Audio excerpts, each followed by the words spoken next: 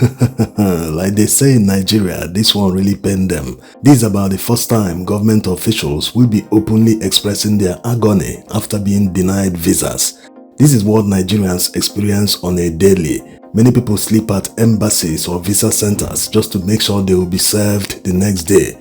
Many people spend months or weeks assembling all the documents needed for visas, and at the end of the day, many are denied the visas.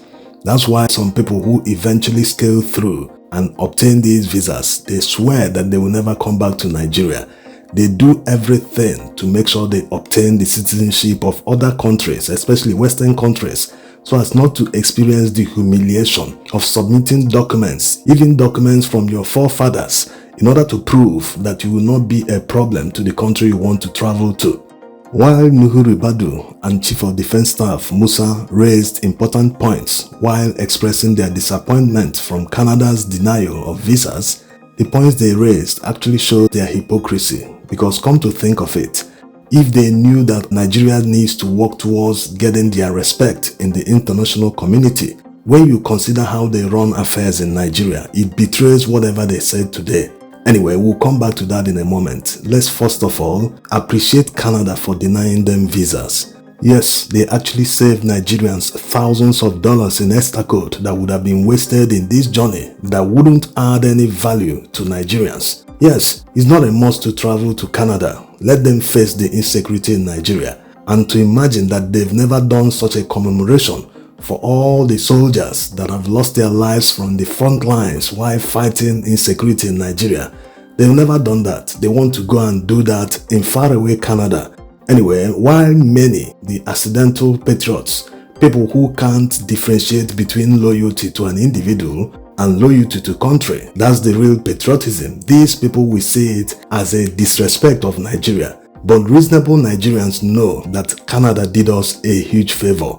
By denying the Chief of Defense Staff and other government officials visas, Canada is sending a message. Look inwards in your country. Develop your country to the level that everyone will respect you. Respect is earned. You can't buy it with money. Yes, look at Tinubu, all he has spent to earn that respect for international recognition, but it's not coming because people are seeing what is happening. If you don't give yourself respect, you don't respect yourself, how will anyone respect you? Nigerians have lost count of how many times he's gone to France. Yes, actually it's in France right now. How many times have Macron visited Nigeria since he came to power?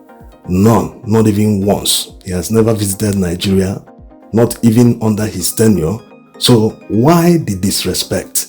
You leave your country that you're supposed to be governing, you fly to another man's country, they roll the red carpet for you. Even in most cases, they don't even roll the red carpet for you. You fly there, you spend 1 week or 2 weeks, and you fly back to your own country. What is wrong in your country? What is happening? What is chasing you that you can't stay in your own country? So these are the issues. This same thing happened to Buhari. Every time he flies to London, he'll spend weeks, to the extent that King Charles asked him one time, "Do you own a house in London?" He started denying in that interview. He didn't understand the question. King Charles was simply trying to tell him, the way I see you in London every time, it seems you now live in London. So these are the issues. They don't respect themselves and they expect people to respect them. It doesn't happen. International diplomacy requires that when a head of state visits another head of state in his country, that head of state should never go back to that country until the head of state returns his visit. In other words, it should not be 1-0, 2-0, 3-0, or in Nigeria's own case, 10 to 15-0, when their head of states have never returned a single visit. It's just like someone visiting a friend. Every time he's in the friend's place, even when that friend has never visited him, at a time that person will look foolish. How can only you be visiting your friend and your friend never returns a visit? So respect is reciprocal. But first of all, you have to respect yourself. You have to have shame. You have to project yourself in such a good manner so that people will look at you and say, this guy, okay, let's give him the respect that he requires. But when at a slightest chance you run away to another country, You go there and relax. Someone that is supposed to be occupied with governance, you spend weeks as if it is your own country, as if everything that is supposed to be on your shoulder, all the problems you are supposed to solve, as if they are nothing. You are not interested in solving them. You go to another man's country and subject yourself to their jurisdiction, because if anything happens to you there, you will be under the command of the government because you are living in their country at that time. So a head of state or a high-ranking government official should endeavor to always stay in his country. Even if he travels abroad, he should just spend 1 or 2 days and rush back to his country. If he wants to be gallivanting and traveling around the world, he should resign from his position and become a private citizen so that he can do whatever he wants. So these people need to understand what patriotism means, not these accidental patriots who can't differentiate, like already said. They are loyal to individuals in power and they mistake these individuals as Nigerian state. No, these individuals are just part of government. They are in power today, but power is transient. They will lose their office anytime after their tenures and other people will take over. So patriotism should be to the general well-being of Nigeria, not to single individual. The major reason many are motivated to seek elective positions in Nigeria or to be appointed to political positions is just to enjoy the trappings of office. All those long motorcades, sirens, wah, wah, wah, wah, wah, and every other thing they enjoy in office, that's the attraction. It's never about doing the job or leaving the place better than they met it. Think of a House of Rep member or a senator. Once they get to that office, the first thing they do is to obtain a diplomatic passport from immigration. Not that the diplomatic passport will guarantee issuance of visas, but it makes things easy because once they submit that diplomatic passport to any embassy with the letterhead of the National Assembly or the presidency or any high office in Nigeria, these embassies will not even make any research about the individual seeking the visas. They will just grant them the visas they want. So you see many failed businessmen or people that failed in their careers, they end up being in government, being elected as House of Rep members, State Assembly members, and other elected positions. What they use that position to do is just to be traveling around the world. Some of them use it to conduct their business. That's why when you see the House floor, majority of them are supposed to be in attendance, but it is never full. You don't see the members because they're always doing their own business. They're not interested in governance. Yes, they junket around the world, do everything they want. They will say, these 4 years, I will use it very well. They'll be flying everywhere. And many times, it is always at the expense of Nigerians. Yes, they will say they are going to this conference, going to this one, every conference they must visit.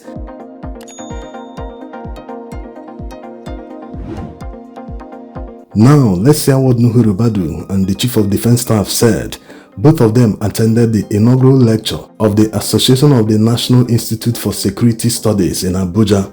Musa was the first to speak, and he said, "Every disappointment is a blessing. Yesterday, I was meant to be in Canada for an event to honor our veterans, those who were injured during battles, and we were supposed to be there. We were invited with our team. Half of us have gone, and half have been denied. It's very disappointing. It's a clear reminder that the country must stand on its own, stand strong as a nation, and should no longer be taken for granted." Ribadu, in his own remark, thanked the Chief of Defense Staff for having the courage to say Canada denied them visas. He added, "They should go to hell. Even though it's painful and disrespectful, we are peaceful and strong, and I agree with you that it is time to fix our country. Yet, this is another reason we must work hard to make Nigeria thrive. I commend you for providing purposeful leadership in the fight against insecurity." Ribadu is right, except the go to hell part. If he starts pained, let him make Nigeria work in his own capacity. People in power don't know it all. They should not try to shut out anyone that is criticizing them. No, don't intimidate and imprison people because they are raising their voice against the government. How are you going to develop the country if people in power feel they only have the monopoly of all the knowledge, that they are always right despite failing massively? So you start by trying to make sure democracy works in your country, because if it works, all people will contribute in developing the country. Everyone will bring their ideas. Not when you're criticized, you feel that people are accusing you or trying to take advantage in order to win an election against you, and you use the power of the state to come down hard on the opposition.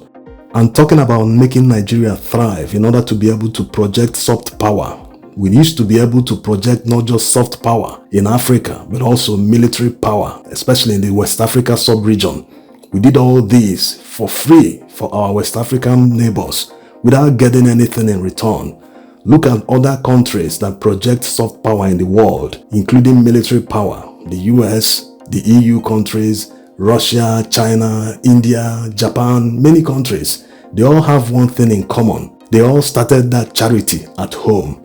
If your people are living in abject poverty, there is massive corruption in governance, and many government officials have homes abroad. They siphon money that they are supposed to use in development to other countries, and you expect these countries to have respect for you. When they see everything that is going on, they see all the money you people are laundering to their countries, you're wiring money on a daily to their countries to buy properties, you think they will have respect for you? No, they know you are not patriotic to your country.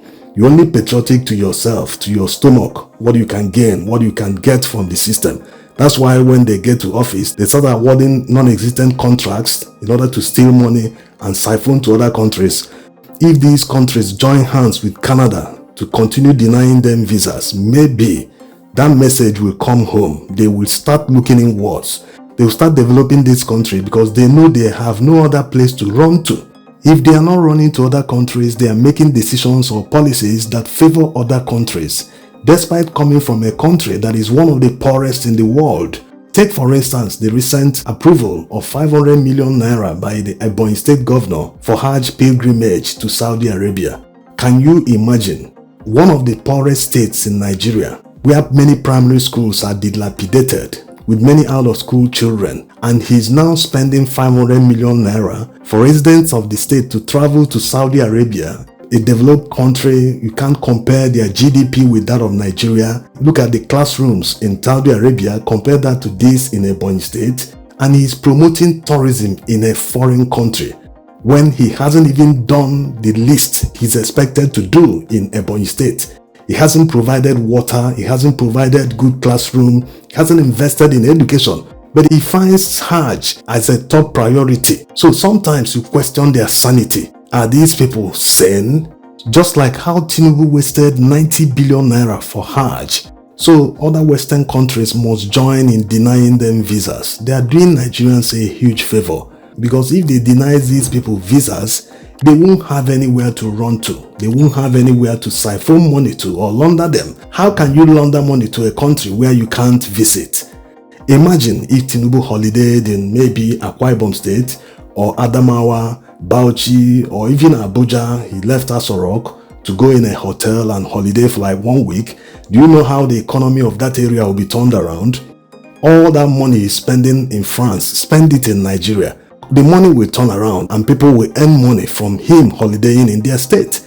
That is how it's supposed to work. They should be ashamed of themselves visiting one country every day, every time, 5 times in a year, 10 times in a year, and their people have never visited you for once. Why don't these people have a single shame in their lives? Thanks for watching.